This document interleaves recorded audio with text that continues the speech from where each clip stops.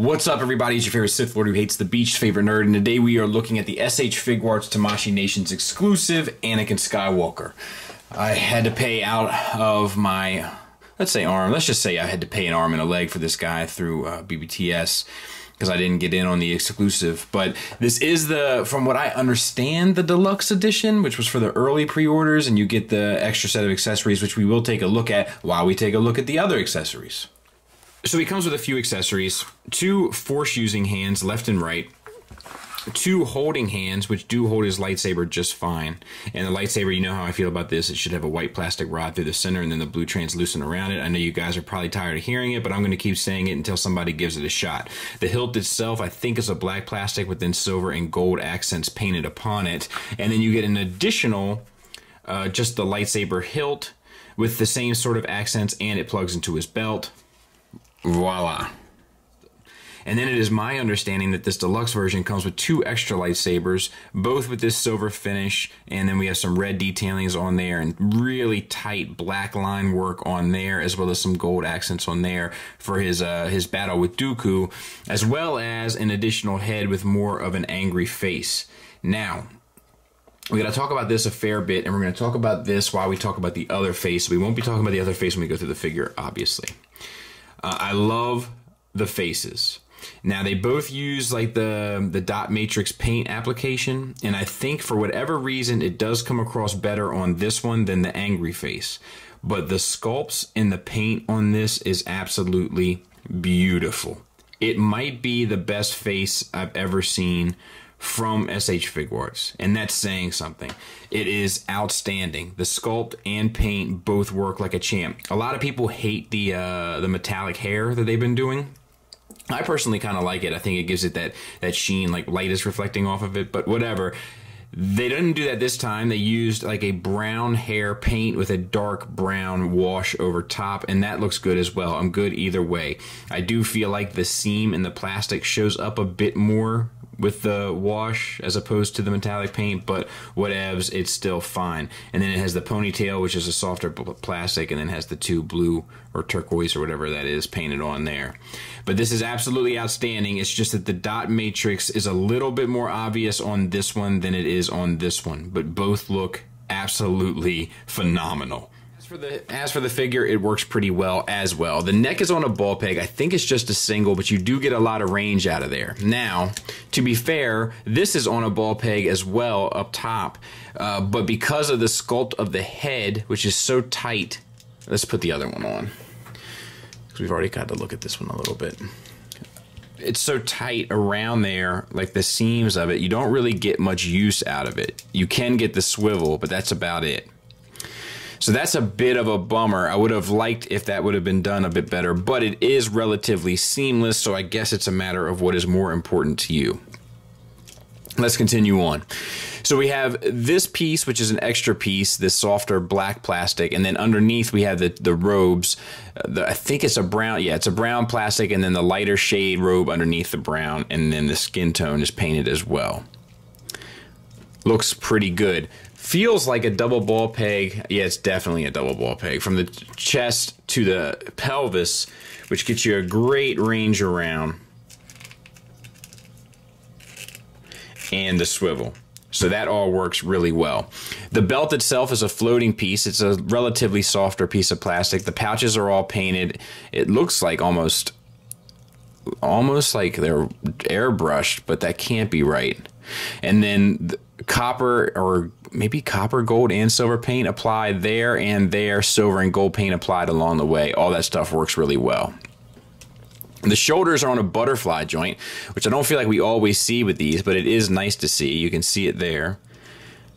So that works well. It's a floating piece of plastic around it to cover the joint. The shoulder itself is a ball hinge that gets you out to 90 degrees, and then the swivel works just fine as well. You can probably go all the way around, but who would need to?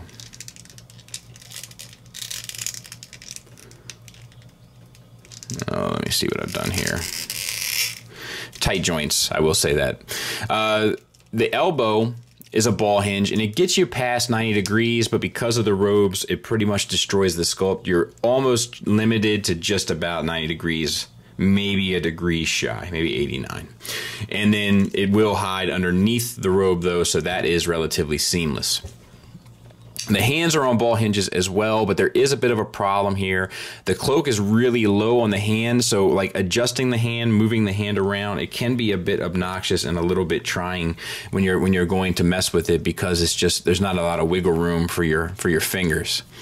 But otherwise, no real issue.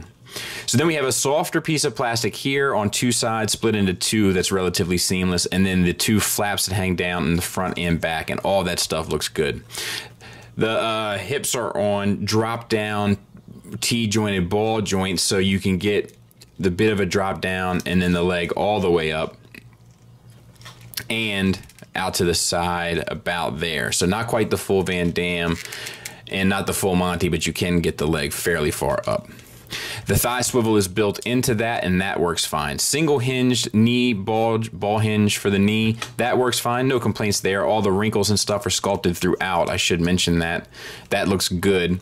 And then the boots, we have a little bit of a wash applied to the boots. It does look good. The sculpt is beautiful. And then the ankles, I feel like are on ball pegs, but I can't really tell. Tilt back to there, up to there, and then they rock as well, and then you have a toe hinge. So yeah, nothing really bad to report here. Really well done, really well executed figure. You just got to pay for it. And there is a size comparison with Mace and Obi-Wan. And Mace is taller than both, and he, I think, is slightly taller than Obi-Wan, but either way, they look really, really good together. And there he is with the Black Series, just so you can see. I mean, the Black Series ends up looking a bit like a joke, unfortunately. And obviously that's episode 3 Black Series, but still, I think the point is pretty clear. Final thoughts wise, it's almost perfect. The only things that I feel like don't do this toy the justice it deserves is the double, it should have been a double ball peg from the head to the neck, which would allow for a little bit more head articulation and expression, and the wrist joints should have been better engineered. I'm not sure what the answer is there, but it was very challenging to kind of swap out the hands, and it's a little bit of a pain to kind of manipulate the lightsaber hilt around the rest of the Jedi robes. So that kind of stuff does get obnoxious, and it does get in the way. But let's talk about the positives. The head sculpt, like I think I've already expressed it, but it's absolutely breathtaking. The paint on it is also fairly well done on this one. On the other one, it might be perfect. The articulation is top shelf, exactly what you would expect from SH Figuarts. The sculpting is beautiful, the paint is beautiful, everything else is perfect. So do I recommend it? Absolutely. Is it expensive? Yes. And that brings me to another point.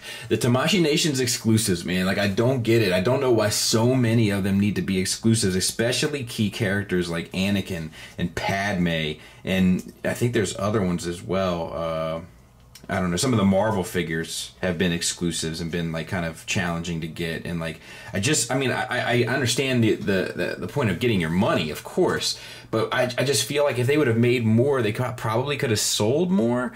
I mean, I don't want to tell them how to do business. I'm sure they understand their own nuts and bolts at the end of the day. It just seems like, man, like why do you make this such a limited thing and so difficult to get and so expensive when it's such a beautiful piece and more people deserve access to it?